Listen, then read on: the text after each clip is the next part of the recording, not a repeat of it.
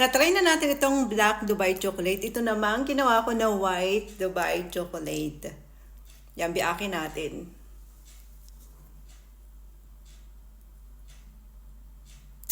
Oh. Wow! Ganda! Ngayon naman, tikman natin.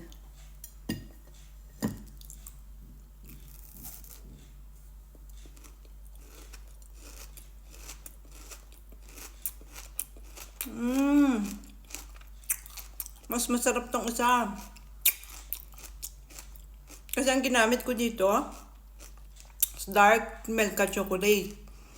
Ipapakita ko sa inyo yung paggawa ko nito. Tapos nilagyan ko lang sa ilalim ng white chocolate. Ang ginamit ko dito, yung Milka white chocolate din, pero minix ko siya ng ibang brand ng chocolate.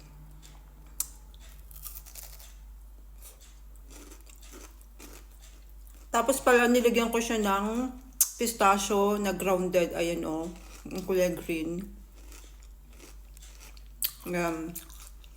Kaya mas crunchy itong kulay puti. Pero mas masarap pala itong dark.